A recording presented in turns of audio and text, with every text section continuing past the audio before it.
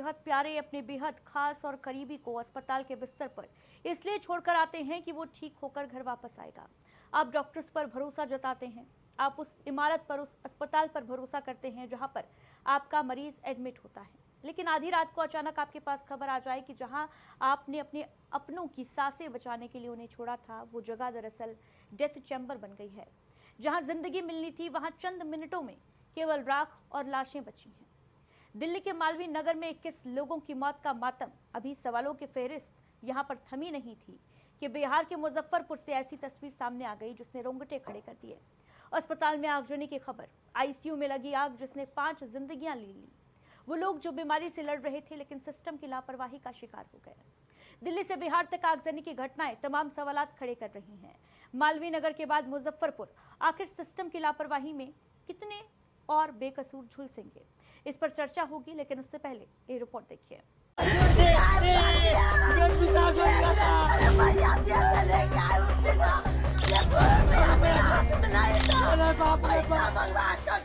दिल्ली के मालवीय नगर में लगी आग अभी ठंडी नहीं हुई थी। 21 लोगों की मौत पर सवाल सुलग ही रहे थे।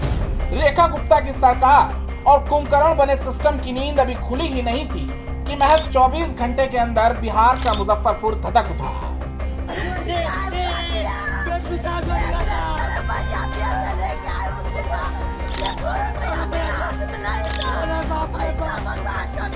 अस्पताल में तीमारदार अपने मरीजों को ठीक होने की आस में लेकर पहुंचे थे। वहां के आईसीयू में शॉर्ट सर्किट से ऐसी चिंगारी उठी कि सब कुछ खाक हो गया।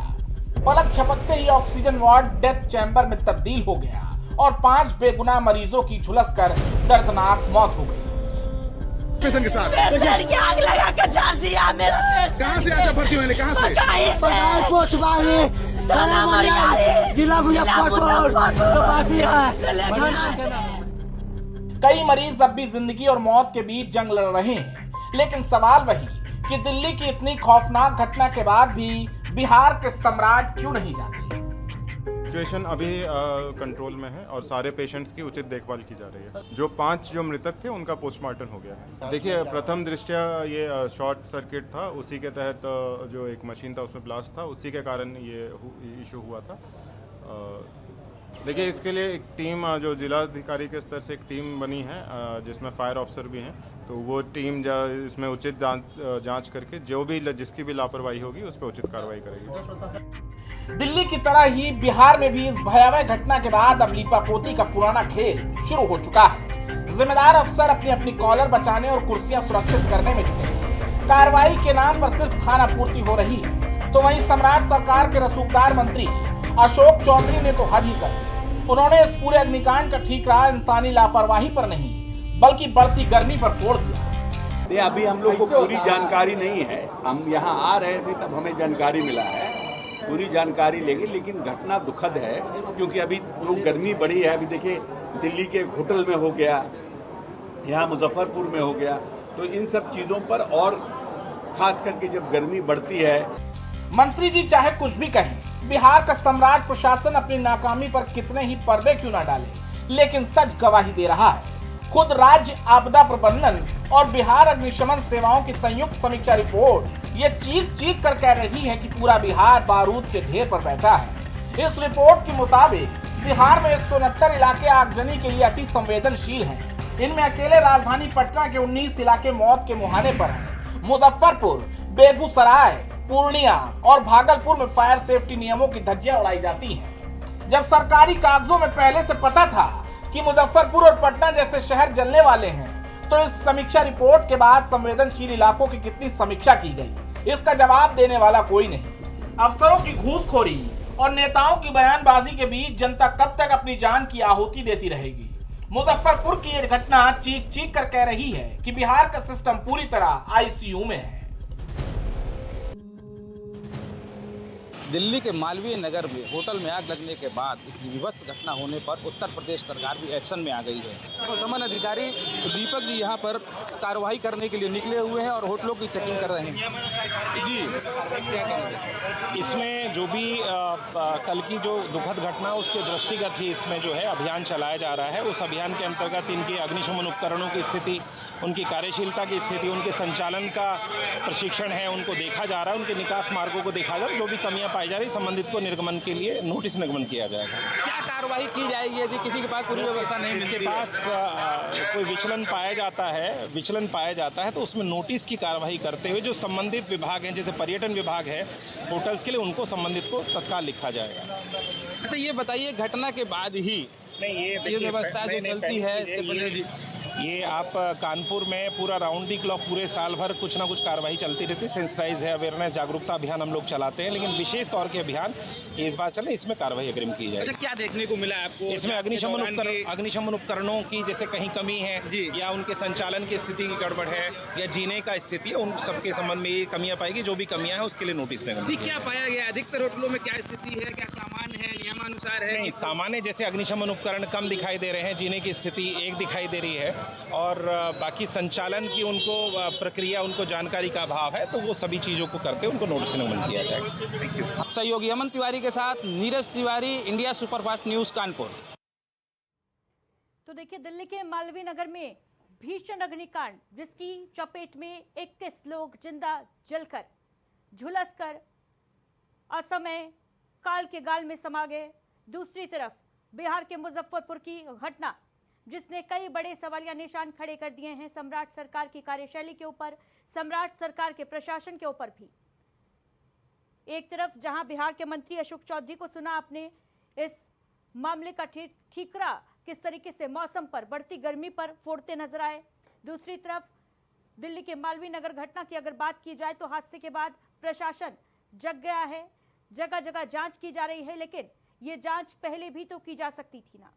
ये बड़ा सवाल है कि अगर पहले जांच हो जाती तो क्या ये 21 जिंदगियां जो होटल में आग लगने की वजह से खत्म हो गईं, उन्हें बचाया जा सकता था। वही कस्टडी में लोकेश बजाज, जो कि इस घटना का मुख्य आरोपी है, होटल का मालिक लोकेश बजाज पुलिस कस्टडी में है, 4 दिन की रिमांड पर भेजा गया है। लेकिन क्या केवल लोकेश बजाज ही आरोपी है? क्या जिम्मेदारी उस प्रशासन के, उस सिस्टम की नहीं जो कुंभकर्णी नींद सोता रहता है तब तक, जब तक कि ऐसी कोई बड़ी घटना सामने नहीं आ जाती? चर्चा के लिए हमारे साथ अतिथि जुड़ रहे हैं। विवेक श्रीवास्तव जी भारतीय जनता पार्टी से हमारे साथ मौजूद हैं। विवेक जी, पहले दिल्ली, उसके बाद बिहार का मुजफ्फरपुर, अभी और कितने लाक्षागृह देखने बाकी हैं? कब तक प्रशासन की नींद तभी खुलेगी जब कोई घटना हो जाएगी? ये जांच, ये कार्यवाही जो अभी हो रही है, पहले भी तो की जा सकती थी ना। देखिए अदिति जी, जब कोई घटना होती है तो एक सबक दे के जाती है। दिल्ली की घटना ने पूरे देश को एक सबक दिया। जिस तरह तंग गलियों में इतने बड़े बड़े व्यावसायिक प्रतिष्ठान चल रहे हैं, कोई घटना दुर्घटना होने की स्थिति में दमकल ले जाना भी यहाँ कठिन होता है। और दुर्भाग्य ये कि उसी गली में जो और रेजिडेंशियल लोग रहते हैं, वो अपने घर के सामने गाड़ी भी पार्क कर देते हैं। ऐसे में अगर 1-1 मिनट, 2-2 मिनट भी आप काउंट करिए उन गाड़ी को हटवाते हुए कि हम फायर ब्रिगेड की गाड़ी लेके घटनास्थल तक पहुंचेंगे, तो इसमें इतना समय लग जाता है कि उस टाइम पीरियड में कैजुअलिटी बढ़ जाती है। दिल्ली में यही हुआ है। एक तो 5 कमरों की परमिशन और 25 कमरे का उसका होटल चल रहा था। मैक्स हॉस्पिटल वालों ने उसको बेड और ब्रेकफास्ट के कॉन्ट्रैक्ट पे कर रखा था। हॉस्पिटल को अपना हॉस्पिटल चलाना, उनके यहाँ पेशेंट आते थे, उनको तीमारदारों को रुकने की व्यवस्था उन्होंने अगल बगल इस तरह से व्यवस्थित की थी। और इसका देखा देखी और भी वहाँ पे जो मकान मालिक थे, उन्होंने अपने आप को कन्वर्ट करके सुविधा दी। लेकिन प्रशासन की जिम्मेदारी नहीं बनती है क्या जांच की? मैं उसी पे आ रहा हूँ। अदिति जी, ये बिल्डिंगें कोई एक दिन में नहीं बनती है। अगर आप हमको किसी कटघरे में खड़ा करना चाहती, हमसे कोई सवाल चाहती, तो मेरा बहुत विनम्रता से उत्तर है कि हमारी सरकार तो वहाँ अभी मुश्किल से साल भर भी नहीं हुई, साल भर हुई, और ये बिल्डिंगें पूर्ववर्ती सरकारों की देन है। उनको फायर की एनओसी भी नहीं थी, उनको सराय एक्ट का जो भी कह लीजिए इस तरह से पीजी चलाने की जो अनुमति मिली, वो भी पूर्ववर्ती सरकारों में मिली। हाँ, हमसे कमी ये हुई कि हमारी सरकार आने के बाद हमने कोई सघन जांच इस तरह का अभियान नहीं छेड़ा। उसमें होता क्या है अदिति कि जब हम लोग ऐसा कुछ करते हैं तो यही विपक्ष वाले कहते हैं कि साहब सरकार व्यवसायियों को परेशान कर रही है, अनावश्यक तंग कर रही है। अब आज स्थिति ये है, विपक्षी दल तो सवाल देखिए बुलडोजर एक्शन पर भी करते नजर आते हैं कि पीला पंजा क्यों चल रहा है, लेकिन रुका तो नहीं ना, थमा तो नहीं। एनकाउंटर पर भी सवाल उठ रहे हैं, एनकाउंटर तो नहीं थम गए, तो फिर नहीं, तो फिर क्या वजह है इसके पीछे? आपने कहा कि साल ही भर हुआ है, गर्मी किस तरीके से बढ़ रही है। अभी आप ही के बिहार सरकार में मंत्री हैं अशोक चौधरी, कहते नजर आए कि देखिए इतनी ज्यादा गर्मी है, आगजनी की घटनाएं बढ़ रही हैं, दिल्ली में भी हो गया, बिहार में भी हो गया। ठीक है, गर्मी बढ़ रही है, लेकिन बढ़ती गर्मी को देखते हुए प्रशासन को अलर्ट हो जाना चाहिए था या नहीं? ये निगरानी की जानी चाहिए थी कि नहीं? 31 मार्च को जिस होटल का लाइसेंस जो है वो रद्द हो चुका था, वो अभी संचालित किया जा रहा था बिना लाइसेंस के, और प्रशासन को कानो कान खबर नहीं। देखिए अदिति जी, ये तो सत्य कहा अशोक चौधरी जी ने कि गर्मी में अग्निकांड की घटनाएं बढ़ जाती है, और अग्निकांड की घटनाएं गर्मी में बढ़ती भी, ये भी आंकड़ों के हिसाब से स्पष्ट है। इसमें कोई ऐसी बात उन्होंने नहीं कही कि जो हम आप समझते या जानते ना। किसी नेता मंत्री के घर पर आग क्यों नहीं लग जाती है? बहुत अच्छा सवाल है। किसी नेता मंत्री की आँख क्यों नहीं लगती? वहाँ पे उसको रोकने के इतने सिस्टम मौजूद होते हैं कि ये स्थिति नहीं आती। होता क्या है कि अब जैसे दिल्ली का ही सवाल है, दिल्ली में जहाँ से आग लगी, पूरी चीज़ें तो अभी जांच हो नहीं है, लेकिन छोटी छोटी खिड़कियाँ, कोई और एक एंट्रेंस नहीं। जिस तरह से रेजिडेंशियल मकान को कन्वर्ट करके उसने 25 कमरे का होटल चलाने का काम शुरू किया, और उस तंग गली में फायर ब्रिगेड को पहुंचने में भी समय लगा। परिणाम 21 कैजुअल्टी हो गई, जिसमें 9 तो भारतीय, 12 विदेशी है। अब दुर्भाग्य है कि अभी उस घटना से सरकार निकल नहीं पाई कि बिहार की घटना घट गई।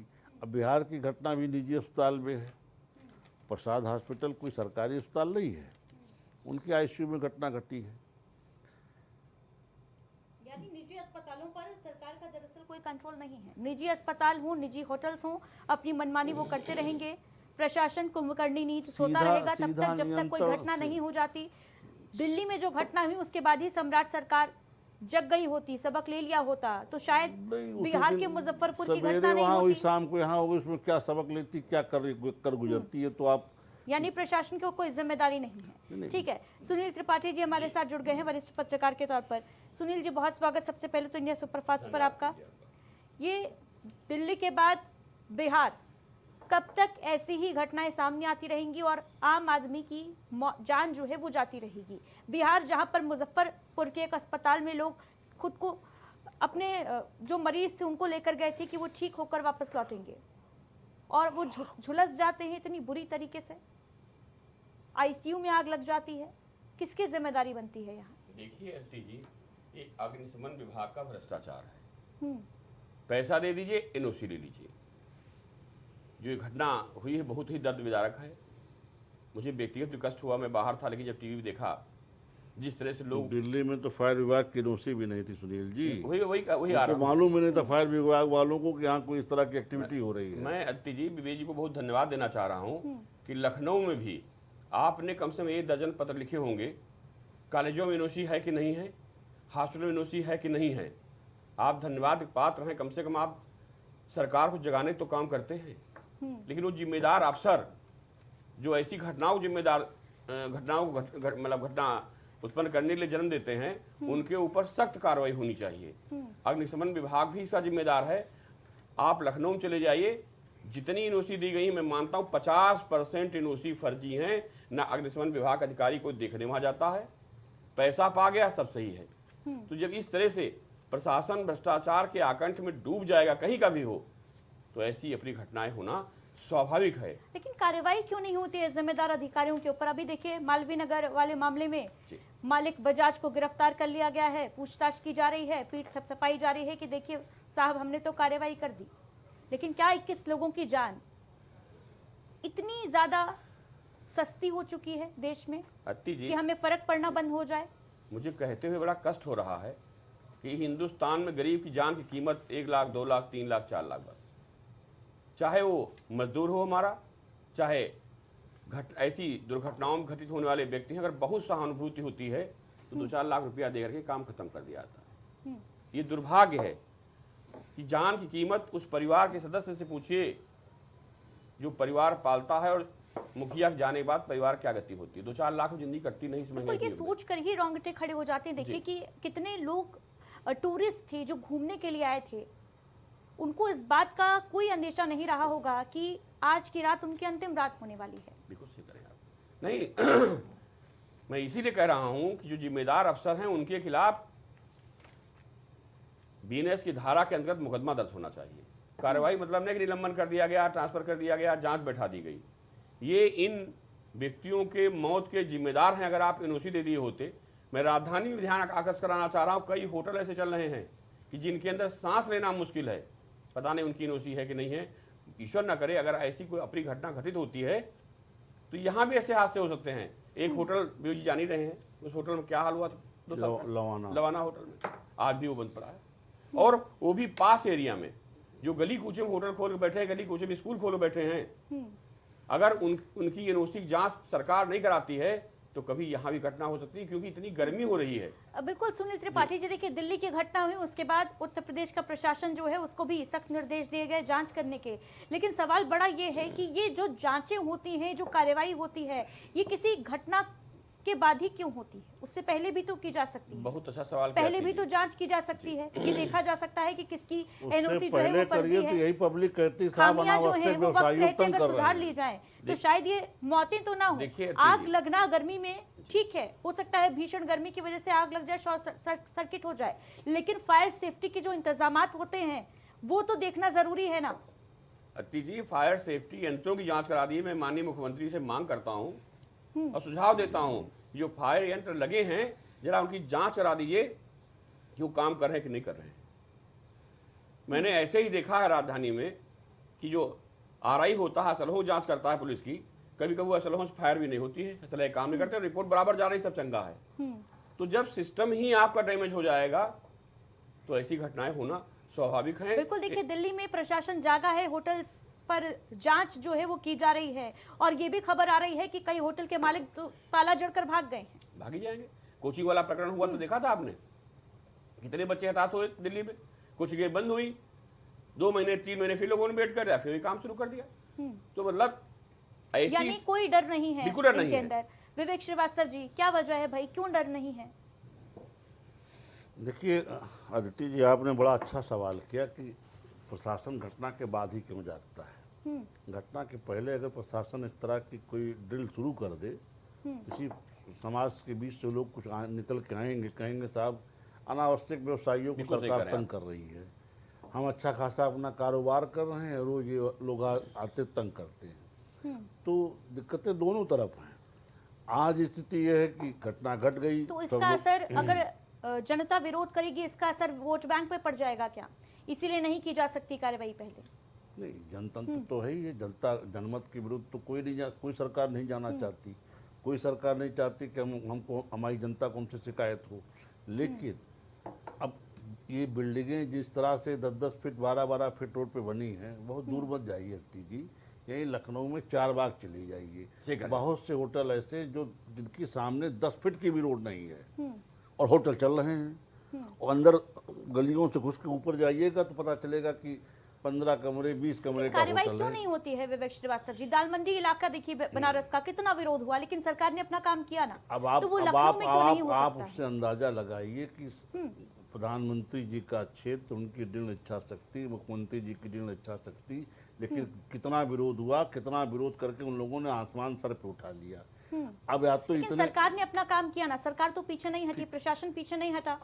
लेकिन इतना हर जगह विरोध सरकार झेले, इतना हर जगह दृढ़ इच्छा शक्ति का परिचय दे, बहुत आसान और सरल भी नहीं है। आप लखनऊ में देख लीजिए, ऐसी ऐसी रोडों पे होटल चल रहे हैं जहाँ मतलब मोटरसाइकिल ले जाना कठिन है। ये होटल बंद कैसे जाते हैं भाई? इनको परमिशन कैसे मिल जाती है, लाइसेंस कैसे मिल जाता है? परमिशन नहीं मिलती, एक सराय एक्ट में ये लोग रजिस्ट्रेशन करा लेते हैं, चालू कर देते हैं कि साहब हमारे यहाँ कोई आएगा तो हम टिका लेंगे, बस उसी कारण में धंधा चालू। मैंने तो उसके यही बाद प्रशासन की जिम्मेदारी नहीं होती ये देखने जाना कि रजिस्ट्रेशन जिस चीज का लाइसेंस दिया है कहीं उससे इतर कारोबार तो नहीं चल रहा ना? बिल्कुल होते, प्रशासन के लोग जाते भी, लेकिन बहुत छोटे कर्मचारी जाते हैं, उनकी मुट्ठी गर्म करके ये काम खत्म कर देते हैं। ऊपर के अधिकारियों तक थोड़ा बहुत उसमें से कुछ पहुंच भी जाता है तो फिर मुद्दों वहाँ का तो कुछ नहीं वाली स्थिति हो जाती है। कमाल की बात है विवेक श्रीवास्तव जी, आप भारतीय जनता पार्टी का पक्ष रखने आए हैं और आप खुद ही कह रहे हैं कि भाई मुट्ठी गर्म करके अधिकारी 9-11 हो जाते हैं। नहीं तो क्या माना जाए? यानी क्या लगाम नहीं है क्या सरकार आप का? क्या मुझसे अधिकारियों सुनना? के ऊपर क्या लगाम नहीं है? आप सरकार क्या का कोई सुनना कंट्रोल चाहते? नहीं भाई, है? मैंने करप्शन इतना ज्यादा पीक पर है विवेक श्रीवास्तव जी। मैंने कितनी बार हाँ। शिकायत की, यही दैनिक जागरण चौराहे पे कुछ होटलों की मैंने शिकायत की, जो नीचे रेस्टोरेंट चला रहे हैं, ऊपर होटल चला रहे हैं, उसी में किचन से मांसाहारी शाकाहारी दोनों सप्लाई करते हैं। होता क्या देती जी कि देखिए सरकार के पास कोई 10-20 आंखें नहीं होती, हम ही जैसे सामाजिक राजनीतिक कार्यकर्ता सरकार के आंख नाक कान होते हैं। हम लोग कोई पत्राचार कोई सूचना देते हैं, उस पर सरकार कार्रवाई करती है। फिर है क्या कि उस कार्रवाई में जो वहाँ के कर्मचारी जांच में आते हैं, यही होटल वाले उनको बताते हैं साहब नेताजी का एक तो बिल बन गया था, उसी पर उन्होंने बिल का विवाद कर दिया, इसलिए उन्होंने हमारे खिलाफ चिट्ठी लिख दी। फिर समाज से कुछ लोग निकल के आएंगे, बताएंगे कि अरे वो नेताजी कुछ वसूली के चक्कर में लगे होंगे। कोई मूल विषय की ओर ध्यान नहीं चाहता, कोई जनहित के विषयों को उठाना नहीं चाहता। फिर पता चला अंदर हमारे यहाँ से ही दबाव आने लगेगा, भाई विवेक जी आप क्यों लिखते हैं? तो सारी गर्ज विवेक जी को थोड़ी, सारी गर्ज हमारे जैसे ठीक राजनेताओं है को विवेक थोड़ी है। श्रीवास्तव जी, आपने बहुत सारी शिकायतें की हैं, कुछ कार्रवाई हुई? उन शिकायतों पर किसी ने संज्ञान लिया? बहुत चीज़ों में कार्रवाई हुई, जो देखिए हर चीज़ मुख्यमंत्री जी तक नहीं पहुंच पाती, जो उन तक पहुंच जाती कार्रवाई की जद में आ जाती। जैसे इसमें कार्रवाई हुई, परिणाम में हुआ कि महीनों दैनिक जागरण के होटल नंबर 1 की क्वालिटी का खाना खिलाते रहे, गुणवत्ता सुधर गई थी भोजन की उनकी। सुनील जी उसके साक्षी बिल्कुल सही आप कर रहे हैं। लेकिन ये हम कहाँ हर जगह लिख पाएंगे? अच्छा, उसके ड्रॉबैक भी होते हैं, कुछ फ़ोन पे धमकाने भी लगते हैं, कुछ लोग गालियाँ भी देते हैं, दुबला पतला हो तो कहीं रास्ते में ठोक ठाक दें। ये भी स्थितियों से हम लोग गुजरना पड़ता है। भाई हम तो कोई गनर लेके चलते नहीं, हम तो सामान्य आदमी, सामान भी लोगों के बीच उठते बैठते हैं और रहता हमको तमाम दिक्कतें आती हैं। लेकिन फिर भी हम लोग इस सबके दबावों के बीच भी जनता के हित के कार्य करते रहते हैं। इसी तरीके से सबको सजग होने की जरूरत है।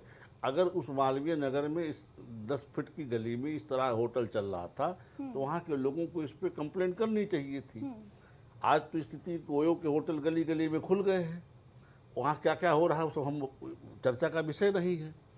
लेकिन ये चीजें ठीक है विवेक श्रीवास्तव जी, इससे पहले जब आम आदमी पार्टी की सरकार थी, दिल्ली में ऐसी घटनाएं सामने आती थी तो भारतीय जनता पार्टी के दिग्गज नेता ताल ठोकते थे कि भाई देखिए केजरीवाल की सरकार है, ये क्या हो रहा है, नगर निगम जो है किस तरीके से काम कर रहा है, कितना भ्रष्टाचार है, कितना करप्शन है। और आज ये जो घटना हुई है इसकी जिम्मेदारी भी तो लेनी चाहिए ना। ये भी उन्हीं के समय का पाप है कि कोई बिल्डिंग भाजपा सरकार में नहीं बनी है, ना इसको कोई एनओसी भाजपा सरकार में मिली है, ये पहले चली आ रही थी। हमारे ऊपर केवल पाप ये कि हमने इसको जांच करके बंद करने के कवायद नहीं की, हमने कोई ऐसा इनिशिएटिव नहीं लिया। बाकी चल तो पहले से रही थी। आज रेखा जी की सरकार में थोड़ी बिल्डिंग बनी है, सारी चीजें स्पष्ट होकर आ चुकी है। बनी तो पूर्ववर्ती सरकारों में है, चल भी पूर्ववर्ती सरकारों में, लेकिन आज हमने बंद। मुजफ्फरपुर का क्या? वो भी क्या हमारी सरकार हमने बनाया है उसको, वो निजी हॉस्पिटल के आईसीयू नीतीश सरकार में ही उसको मिली होगी एनओसी, नहीं मिली होगी क्या आदिति जी? अब निजी अस्पतालों की क्या आईसीयू, क्या प्राइवेट वार्ड, क्या जनरल वार्ड, उस पर चर्चा का कोई औचित्य है? आप बिहार की यानी निजी अस्पताल में कुछ भी हो जाए उस पर सरकार की जिम्मेदारी नहीं बनती है, ये कहना चाह रहे हैं आप देखिए, आप ऐसे शब्द मेरे मुंह में मत डालिए जो आप डालना चाहती है। ठीक है, अगर मुझसे कंटेंट चाहती है, कुछ विषय पे चर्चा गंभीर चाहती है मैं तो मुझे कंटेंट बोलने नहीं दीजिए। चाहती हूँ विवेक श्रीवास्तव जी, मैं जवाब तो मैं चाहती क्या हूँ। शोक सभा में बैठा हूँ कि मैं शोक व्यक्त करके चला जाऊँ? विषय पे बात रखने आया हूँ ना। आप निजी अस्पतालों की बात करती है, उत्तर प्रदेश में चली आई, बिहार की तो बात छोड़ दीजिए। उत्तर प्रदेश की स्थिति ये है कि जितने निजी अस्पताल हैं, किसी निजी अस्पताल के आईसीयू, प्राइवेट रूम और जनरल वार्ड का कोई मानक है क्या? है? हूँ क्या कर रही बताइए, किसी का मानक है क्या? न फीस तय है, न मानक तय है। मैं तमाम ये जिम्मेदारी किसकी है विवेक बस श्रीवास्तव रोड जी? ही है मानक आपने। तय करने की जिम्मेदारी किसकी है? फिर वही वाली बात है, अब फिर घूम फिर करके आ जाएंगे घूम फिर करके आईएसओ बात के आ दरवाजे जाएगी, पर। क्योंकि 5 लोगों की जान गई है विवेक श्रीवास्तव जी। कई लोग अभी भी अच्छा ये बताइए, भर्ती हैं अस्पताल अच्छा, ये में, बताइए। उनके परिवार पर क्या बीत रही है? क्या इसकी वज्रपात जवाबदेही हो सरकार गया। की है? वज्रपात हो गया जिनके ऊपर बीत रही है, लेकिन उससे आईएएस के सेहत पर असर है क्या? डॉक्टर साहब उसको देखने तो घर चले जाते हैं। तो जब डॉक्टर साहब आईएएस को देखने घर चले जाते हैं तो पब्लिक मरे आईएएस की बला से। आईएएस को असर है क्या? जिस ब्यूरोक्रेसी के ऊपर जिम्मेदारी है इन महकमों की लगाम कसने की, कोई नेता इनको गाइडलाइन बनाएगा क्या? ये काम ब्यूरोक्रेसी का है। मैंने कई बार यहाँ ब्यूरोक्रेसी से तो आरटीआई ऐसी घटनाओं पर डीएम को सस्पेंड क्यों नहीं कर दिया जाता है भाई? उसकी नौकरी पर आंच क्यों नहीं आ जाती है? डीएम सुनील सस्पेंड कर त्रिपाठी दिया जी, जाए। डीएम क्या करेगा? क्या ये नहीं लगता कि अगर जिम्मेदारों की जवाबदेही, अकाउंटेबिलिटी जिसको कहते हैं, वो तय की जाने लगे तो ऐसी घटनाओं में कमी देखने को मिल सकती है? सुनील जी। देखिए अति जी, विवेक जी बहुत बेबाक जवाब दे रहे हैं और राजनीति बाद में है, समाज पहले है। ऐसे राजनेता विवेक जी जैसे लोग बहुत कम मिलते हैं और जो सत्य कहता है उसको सहने की क्षमता अब लोगों में नहीं रह गई है। विवेक जी सही कह रहे हैं कि इस समाज में अगर सच्चाई सामने डॉक्टरों के लेके आओगे, मैं तो मेडिकल भी देखा हूँ, पुलिस भी देखा हूँ अपने जीवन में, आसान नहीं है। अरे बंदर का खून चढ़ा दे रहे हैं, मुसम्मी जूस चढ़ा दे रहे हैं। आप हमसे मानक की बात कर रही हैं अदिति मेडिकल जी, में?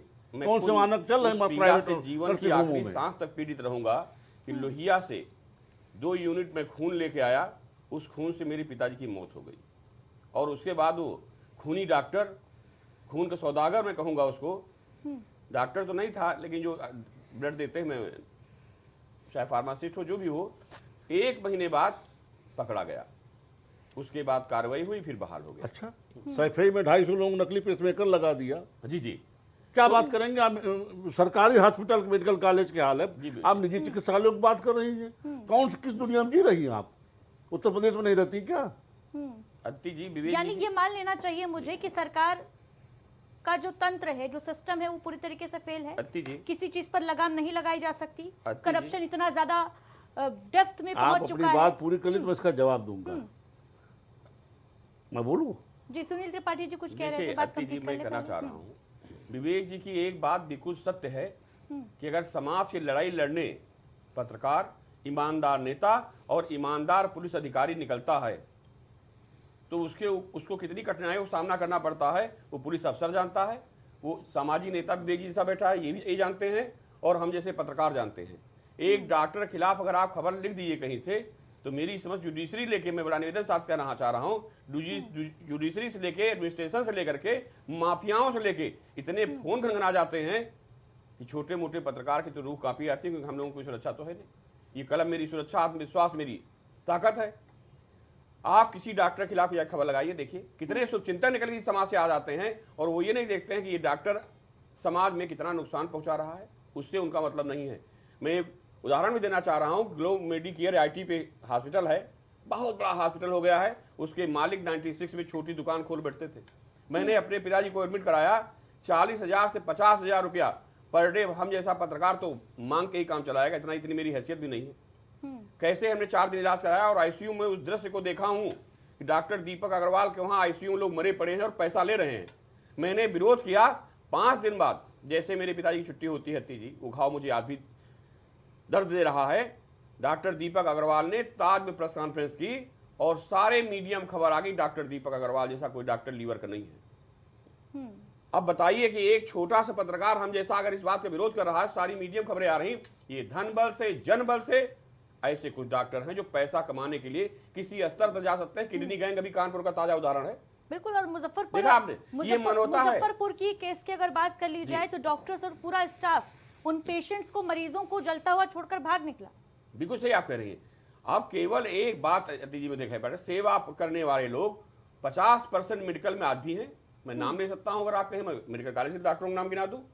बाकी जितने लोग हैं वो व्यवसायी हैं, क्योंकि इसकी शुरुआत वहां से होती है जब नीट की परीक्षा पास करके डॉक्टर बनते हैं लोग। कोई छोटा मोटा गरीब का किसान घर का तो बन नहीं सकता है, न 30 लाख 40 लाख 50 लाख रुपया उसके पास में है। तो व्यवसाय वहीं शुरू होता है जब 40 लाख 50 लाख रुपया लगा कोई MBBS MD करेगा जाके, तो लौट के आएगा तो क्या राम राम कहेगा। वो उस पैसे को निकालने के लिए कहीं ना कहीं व्यवस्था करता है जी। और एक परंपरा पहले आपने सुनी होगी कि कलेक्टर पोस्ट होते थे, कुर्सी कीमत इतनी, सीएमओ पोस्ट होते थे, कुर्सी कीमत इतनी। तो अगर हम 20 लाख 15 लाख दे करके 40 लाख दे करके DM बनेंगे जा करके, तो जो हम 40 लाख देंगे वो कहीं निकालेंगे तो हम जनता से ही। लेकिन इस सरकार में अभी तक ऐसी चर्चाएं नहीं आई हैं योगी जी के कार्यकाल में कि DM कुर्सी बिक रही हो, कप्तान कुर्सी बिक रही हो। ये जरूर है कि कुछ भ्रष्टाचारी अफसर बैठे हुए ब्यूरोक्रेट्स, विवेक जी भी जानते हैं उनको, मैं भी जानना, मैं नाम नहीं ले सकता हूं, उनके काकज से कुछ ऐसे अधिकारी जो लोग पोस्ट हो आते हैं जो निकम्मे हैं, काम नहीं करते हैं। मैं बार बार कहता हूं जी, हमारा सीतापुर जिला है, राजा गणपति, पुलिस अधीक्षक अंकुर अग्रवाल, ऐसे अधिकारियों को अगर जिले में पोस्ट कर दिया जाए जो दिन रात जनता के बीच में, गलत नहीं कर रहा हूं, सोशल मीडिया देख लीजिए हमारे DM के कार्य को, जनता के बीच में कहां पहुंच जाए उनके अधिकारियों को पता नहीं है। आज इस समाज को ऐसे ही अफसरों की आवश्यकता है जिससे अपराध भी रुक सके और भ्रष्टाचार भी रुक सके। पर कार्रवाई की बात जहां आती है, सरकार के हाथ बंद क्यों जाते हैं? विवेक श्रीवास्तव जी। इसका जवाब मैं मेरे विचार से आप ले लीजिए, बाकी मेरे से बात करिए। बिल्कुल आपने सही कहा, सिस्टम में इतना भ्रष्टाचार है, हाथ सरकार के नहीं बनते हैं। लक्ष्मी की चमक हाथ बांध देती है बड़े बड़े ईमानदार अफसरों की। और वहां मेरा मानना यहाँ भी यही, छोटे छोटे अधिकारी जाते जांच में, पैसा पाए, ऊपर दिए, ऊपर चला गया।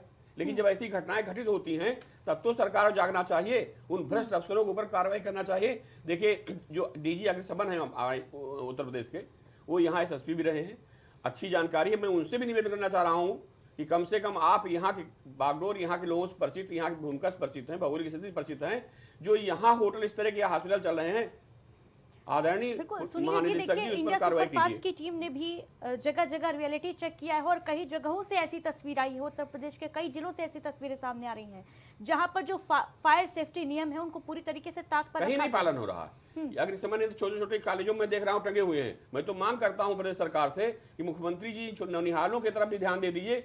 ये तो ईश्वर कृपा है, घटना ऐसी नहीं हो रही है। उन फायर इंस्ट्रूमेंट काम करते कि नहीं करते हैं? गाड़ियों मैंने कई बार देखा कि अपशो आग लगी हो, रखे डिब्बे रखे हुए, 100 पीस न हो, ऐसे यंत्र जो काम कर रहे हो, लेकिन भ्रष्टाचार की दिमाग योगी आदित्यनाथ जी की नीतियों को खाने में पीछे नहीं है जी। और क्या यही वजह है कि अपराधियों के मन में ऐसा विचार आता है कि यहाँ पर तो सब चलता है? अभी देखिए, दिल्ली के कांड के आरोपी बजाज का ये बयान सामने आया है, कह रहे हैं दिल्ली में तो सब चलता है। हाँ, चलता है। अब कम से कम बता रहा हूँ, इनके ऊपर हत्या का मुकदमा है, हत्या साजिश मुकदमा लाज होना चाहिए। एक दो बड़े मगरमच्छों पर कार्रवाई हो जाए, छोटे अपने आप चुप आते हैं। मैंने कई पुलिस अधिकारियों को देखा है कि जैसे थाने का चार्ज लिया अति जी, सबसे बड़ा टॉप वन माफिया उस एरिया कौन पकड़ रहा है उसको, सबसे सख्त कार्रवाई जब उसके ऊपर हो गई तो लोगों में दहशत संदेश गया कि अगर टॉप माफिया कार्रवाई हो सकती है तो हम पर भी कार्रवाई हो सकती है। एकदम वो एरिया शांत हो गई। लेकिन अफसोस ये है कि ऐसे ईमानदार अफसर, चाहे पुलिस विभाग के हों चाहे प्रशासन के हों, बहुत कम दिखाई देते हैं जिनकी ईमानदारी से जनता संतुष्ट होती, जनता के रक्षक बन के आते हैं। लेकिन ब्यूरोक्रेट्स में बार बार कहता हूं कि आदमी राजधानी में देखता हूं निकलते हैं तो पर्दा लगा देते हैं, काले शीशे लगा देते हैं, जैसे लग रहा है बादशाह साहब जा रहे हों, जनता सेवक नहीं है। वही जो शपथ लेते हैं, जनता सेवक सेवा करने शपथ लेते हैं, लेकिन जब शहर गाड़ियों निकलते हैं तो पर्दे टांग लेते हैं कि हमारा दर्शन दिन हो। जब इस मानसिकता के लोग रहेंगे तो जनता कैसे चैन से बैठेगी, कैसे सुखी रहेगी? जब देश की राजधानी दिल्ली में सब चलता है तो ये तो उत्तर प्रदेश की राजधानी लखनऊ है। विवेक श्रीवास्तव जी। देखिए अदिति जी, जो उसने कहा कि दिल्ली में सब चलता है, जिस तरह से दिल्ली की छोटी छोटी तंग गलियों में होटल खुले हैं, बिना मानकों के खुले हैं, वो अपनी बात कह रहा है। अब उत्तर प्रदेश में आ जाइए। उत्तर प्रदेश की स्थिति अदिति जी ये है कि जहां हम आप बैठे हैं इसके 3 किलोमीटर रेडियस क्रॉस करते करते आपको झोलाछाप डॉक्टरों का नेक्सस दिखने लगेगा। MBBS नहीं है यूपी में, ये तो हमारी सरकार के प्रयास से आज हर ज़िले में एक मेडिकल कॉलेज खुल पाया, लेकिन इसका आउटपुट आने में भी 3-4 साल लगेगा और एमडी या और विशेषज्ञ डॉक्टर मिलने में हमको भी 2-3 साल और लगेगा। पूर्ववर्ती सरकारों ने कभी इस पे काम नहीं किया। एक डॉक्टर की टीम जब 10 पैरामेडिकल स्टाफ उसके साथ कंप्लीट होते तब उसकी टीम कंप्लीट होती है। ना पैरामेडिकल स्टाफ के यहाँ कोई कॉलेज थे पैरामेडिकल के, ना एमबीबीएस के कोई कॉलेज थे, वही सरकारी कॉलेजेस चले आ रहे थे। आज ये स्थिति है कि हर जिले में एमबीबीएस के बच्चे पढ़ रहे हैं, उनसे एक संख्या निकलेगी, लेकिन वो निकलने में कहीं 3 साल कहीं 4 साल का समय है। ठीक है, डॉक्टरों पर कार्रवाई होगी नहीं होगी ये बात की बात है, लेकिन ये जो आगजनी की घटनाएं हो रही हैं ये कब थमेंगी? मैं उसी पे आ रहा हूँ। अब ये जो झोला छाप नर्सिंग होम लोगों ने खोल रखे हैं, वो 2 डॉक्टर का नाम लिख देते हैं। पहले तो ये होता था कि एक डॉक्टर के नाम 10-10 नर्सिंग होम लिखे रहते थे। तो हम लोगों ने हो अल्लाह किया तो उस पर एक मानक स्टेट गवर्नमेंट ने दिया कि एक डॉक्टर 2 से ज़्यादा नर्सिंग होम पे नाम नहीं लिखवा सकता। ये आपकी देन, आपकी मेहनत है जी। ठीक है, स्वीकार है, वो हम लोगों ने परिश्रम किया था, सब लोगों ने मिलकर वो हो गया। लेकिन आज स्थिति ये है कि जहाँ 3 किलोमीटर रेडियस आप अपने लखनऊ का क्रॉस करिएगा, पूरा झोला छाप के हवाले है। कोरोना में अब इसके दूसरा पहलू देखिए, कोरोना में इन्हीं झोला छाप डॉक्टरों ने मोर्चा संभाला, ने कितने गरीबों को एमबीबीएस ने दवाई दी है। और सुन लीजिए एक और पहलू, लखनऊ में जो सरकारी अस्पताल से निकल के निजी चिकित्सालयों में एक भी जिंदा नहीं लौटे कोरोना काल में। हम लोग तो कोविड काल भी यहाँ देखे हैं, बिल्कुल एक आंकड़ा नहीं लौटने का जिंदा। तो डॉक्टरों के बारे में तो मत कहिए ना कुछ कहवाइए। हाँ, ये सत्य है कि कोई मानक नहीं, मानक इसलिए नहीं है कि ये मानक तय करने का काम ब्यूरोक्रेसी का है। यहाँ के जो प्रमुख सचिव चिकित्सा हैं, जो स्वास्थ्य सेवाएं, इन लोगों का काम है।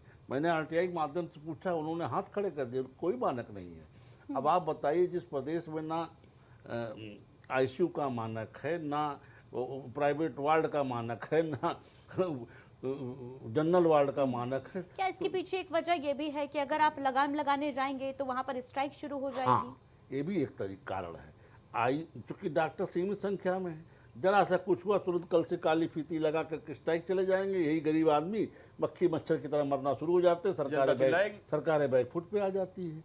उसी का हल निकालने के लिए पिछली सरकार में मोदी जी ने ऑल इंडिया मेडिकल काउंसिल के नियमों में ढील देते हुए मेडिकल कॉलेज खोलने के रास्ते साफ किए, जिसके परिणाम स्वरूप उत्तर प्रदेश सरकार हर जिले में एक मेडिकल कॉलेज खोलने का संकल्प पूरा कर पाई। नहीं तो मेडिकल कॉलेज खोलने के रास्ते में सबसे बड़ा अड़ंगा तो ऑल इंडिया मेडिकल काउंसिल होते हैं। आपको याद होगा कुछ दिन डॉक्टरों ने काली फीती लगा करके। लेकिन क्या केवल मेडिकल कॉलेज, क्या केवल सरकारी अस्पताल खोल देना ही इसका इलाज है, इसका सोल्यूशन है? तब तक जब तक जो सरकारी हॉस्पिटल्स हैं उनकी व्यवस्था ठीक ना की जाए, चुस्त दुरुस्त ना की जाए। देखिए, सरकारी अस्पतालों की व्यवस्था अगर देखा जाए तो जितना संसाधन सीमित हो, जितना दबाव उनके ऊपर है, उस हिसाब से फिर भी गनीमत है। निजी चिकित्सालयों में तो कोई व्यवस्था नाम की चीज़ ही नहीं है। आप जितनी सिफारिश में आपकी केजीएमसी में पूरा वीआईपी ट्रीटमेंट हो जाएगा, उससे पता नहीं कितनी ज़्यादा सिफारिश लगाने के बाद तो आप पीजीआई में एडमिशन पाएंगी। ये हाल है। मैं 2-3 चिकित्सालयों का हाल बता दे रहा हूँ आपको, यही लखनऊ में, ज़्यादा दूर मत जाइए।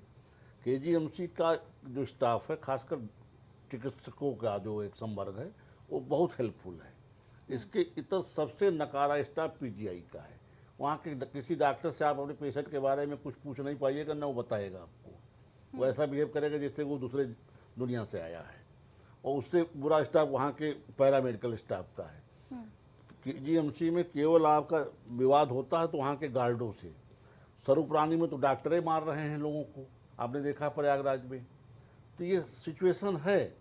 इनके ऊपर लगाम अभी कसने की स्थिति सरकारों की भी नहीं है, क्योंकि हमारे पास डॉक्टर सीमित संख्या में है। इनकी मोनोपोली है। जब तक हम इनकी मोनोपोली को तोड़ने में सक्षम नहीं होंगे, हमारी मजबूरी है, हम इन्हें बर्दाश्त कर रहे हैं। बिल्कुल, मोनोपोली तो तभी टूटेगी ना जब परीक्षाएं ठीक से होंगी। सुनील त्रिपाठी जी, बहरहाल अगर आगजनी की घटनाओं की बात कर ली जाए, कारण बहुत सारे निकल कर आते हैं। बार बार कहा जाता है घटना के बाद कि जांच समिति जो है उसका गठन किया जा रहा है, जांच होगी, हर पहलू पर शिकंजा कसा जाएगा, कार्रवाई होगी और उसके बाद 4 दिन बाद ही घटना के बारे में कोई चर्चा नहीं होती है। और जो अपराधी होता है, अभी देखा आपने बजाज को, लोकेश बजाज को, चेहरे पर जरा सी भी शिकन नहीं। देखिए अति जी, एक कहावत है ना कि अब आग लगती तब कुआं खोदा जाता है। मेरे सिस्टम में बैठे कुछ ऐसे भ्रष्ट अफसर हैं कि जो इसी चीज़ से इंतजार करते हैं। आपने देखा हो, दिल्ली छोड़ दिए, लखनऊ में विधानसभा के सामने कई लोगों ने आत्मदाह प्रयास किया। अगर घटना घटित हो गई तो 15 से 20 दिन में देखता हूँ एकदम पुलिस चौकन्नी रहती है, सचिवालय के इस गेट से लेकर उस गेट तक। लेकिन जब महीने 2 महीने गुजर जाते हैं फिर सुस्ती सवार हो आती है और इंतजार होता है कि कोई नई घटना हो। मेरे कहने मतलब है कि ऐसे सिस्टम में बैठे हुए दीमक जैसे अफसर, उनके दिमाग में यही आता है कि आप कार्रवाई घटना के बाद हम थोड़ी बहुत कर दें, काम खत्म हो जाएगा। और वास्तव में सत्य कह रहे हैं, आप बजाज के चेहरे पर देखिए कोई असर नहीं है, इसलिए कि ये संचालित होने वाले चाहे होटल हो, चाहे डॉक्टर हो, या राजधानी दिल्ली की अगर बात की जाए तो आगजनी की घटना बेहद आम है। सुनील त्रिपाठी जी, पूरी बात करने दीजिए। ऐसे लोगों को संरक्षण में बार बार कहता हूं ऊपर से मिलता है। जब ऊपर बैठा हुआ अफसर या मंत्री या संरक्षक संरक्षण देगा तो नीचे वाले भय नहीं होगा। ये मुस्कुराते नहीं, रोते हुए मिलते। अगर इनके लिंक्स कहीं ऊपर नहीं होते तो एक FIR थाने में किसी थाना अध्यक्ष की लिख जाती है। दुर्भाग्य से मैंने अलीगंज थाना अध्यक्ष को अपने बहुत नजदीक से देखा। कानून वो चीज है कि बड़े बड़े लोगों को मैंने हिलते हुए देख लिया है इस प्रदेश में, और योगी आदित्यनाथ की कानून व्यवस्था में सदैव सराहना करता हूं और ऐसे ईमानदार पुलिसकर्मियों की सराहना करता हूं जो बेबाक निडर होकर के जनता के लिए अपना काम करते हैं। लेकिन समस्या यही है कि उनका संरक्षक ऊपर होता है। इसमें भी चाहे आप होटल हो, चाहे आप हॉस्पिटल हो, मैं विवेक जी को धन्यवाद देता हूं, कम से कम कई हॉस्पिटलों के लिए आपने पत्र लिखा होगा। मजबूत सीना है। और बात एक दिल्ली के कोचिंग सेंटर्स का भी वही हाल है। बात पूरी कर लीजिए।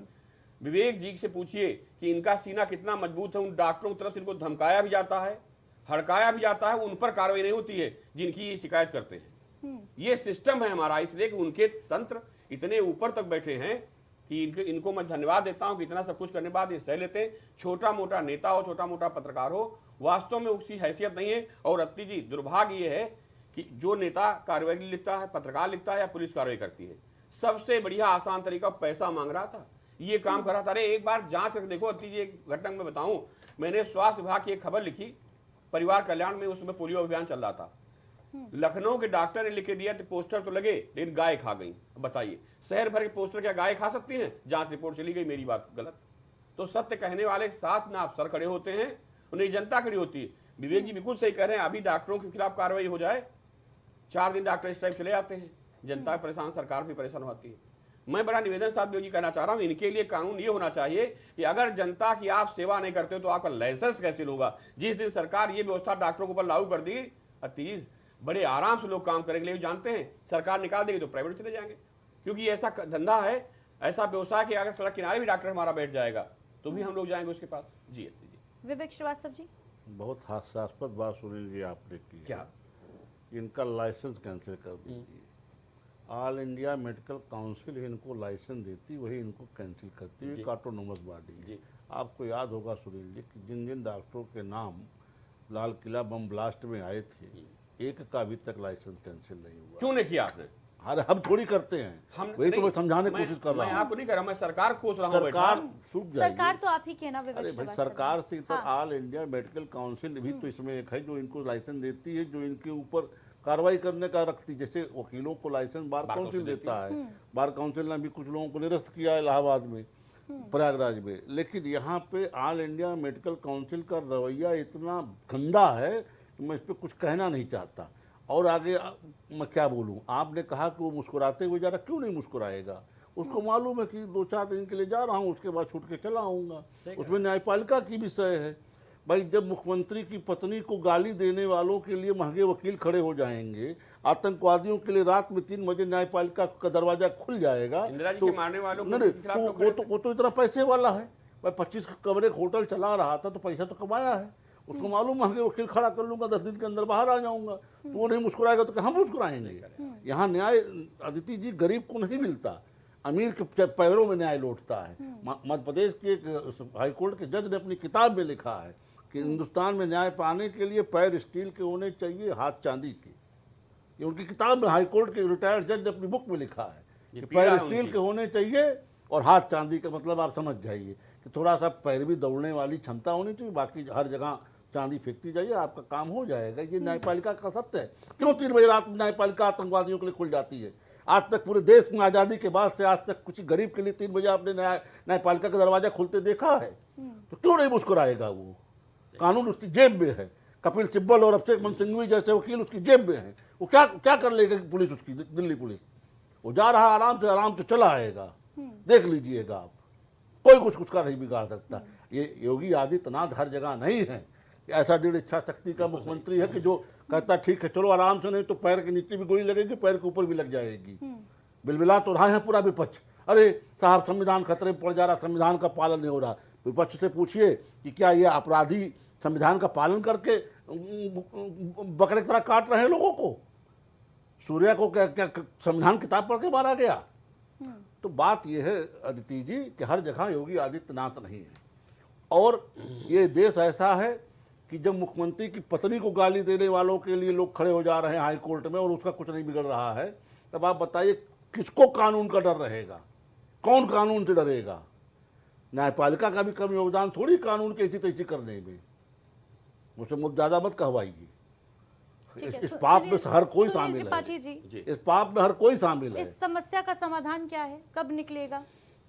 अत्ती जी, मुझे 30-32 साल पत्रकारिता के जीवन गुजरे हैं हमारे।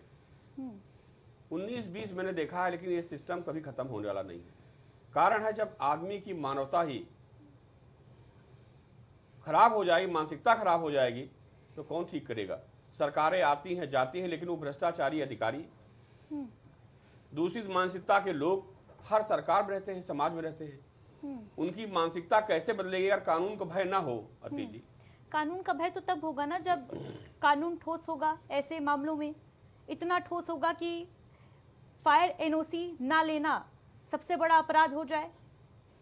क्या कोई ठोस लॉ इंप्लीमेंट नहीं किया जा सकता? बम की तरह दग गए डॉक्टर साहब, उनकी तो लाइसेंस गया नहीं। गिरफ्तारी के बाद जमानत मिल जाती है। कोचिंग सेंटर की घटना हमने देखी, बेसमेंट में पानी भर गया, बच्चों की जान चली गई। वो कोचिंग सेंटर का मालिक अभी आजाद है, कोचिंग भी चल रही है उसकी धड़ल्ले से। अति जी, मैं यही तो कह रहा हूँ कि जो ये भ्रष्टाचारी अफसर या मानसिकता के लोग बैठे हुए हैं, उन पर सख्त कार्रवाई कहाँ से होगी? अगर सरकार कार्रवाई करती है तो हमारे माननीय ऐसे हैं कि वहां से उनको राहत मिल जाती है। इसे करें महंगे महंगे वकील मिल जाते हैं, और जब महंगा वकील होगा तो वैसे भाई आप वरिष्ठ पत्रकार है, 30-35 साल आपने क्राइम रिपोर्टिंग करी है। एक उदाहरण पूरे देश का बता दीजिए किसी गरीब घुरहु प्रसाद के लिए सुप्रीम कोर्ट का दरवाजा रात में 3 बजे खुला हो। सरकार की सुप्रीम कोर्ट तो छोड़ दीजिए, लोअर कोर्ट के मजिस्ट्रेट साहब किसी मुकदमा सुनने रात में 3 बजे बैठ पैरवी की जाती है ना। और मुकदमा जब दर्ज होता है तो किस सरकार पैरवी करने गई थी क्या उस आतंकवादी का? अत्ती जी, मुझे बड़ा कष्ट हो रहा है।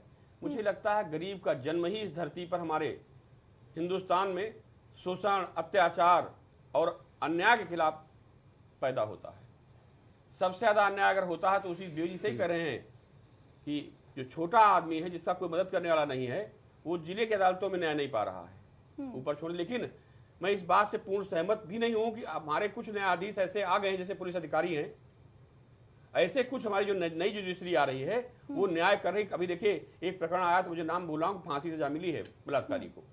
तो ऐसा नहीं, लेकिन जुडिशरी में भी बैठे हुए कुछ ऐसे हैं, यशवंत सिन्हा, यशवंत वर्मा जैसे लोग, तो अब उनको क्या करोगे आप? ठीक है जी, बहुत बहुत शुक्रिया आप सभी मेहमानों का हमारे साथ चर्चा में जुड़ने के लिए। तो देखिए, दिल्ली के बाद बिहार, और अभी बड़ा सवाल ये कि और कितने लाक्षागृह अभी देश में मौजूद हैं? आखिर क्यों घटना होने के बाद ही प्रशासन की नींद खुलती है और कार्रवाई होती है? दिल्ली की घटना के बाद उत्तर प्रदेश में भी प्रशासन अलर्ट मोड पर है। जगह जगह जांच की जा रही है, कार्रवाई की जा रही है। ये चेक किया जा रहा है कि फायर एनओसी है कि नहीं है, फायर संबंधित बचाव के उपकरण है कि नहीं है। लेकिन बड़ा सवाल यही कि आखिर कब तक ऐसी लापरवाही की भेंट लोगों की जिंदगी चढ़ती रहेगी और प्रशासन और शासन कुंभकर्णी नींद में सोते रहेंगे किसी अगली घटना के इंतजार के लिए। देखना अहम होगा कि दिल्ली और बिहार की इन घटनाओं पर क्या कुछ कार्रवाई आने वाले दिनों में होती है।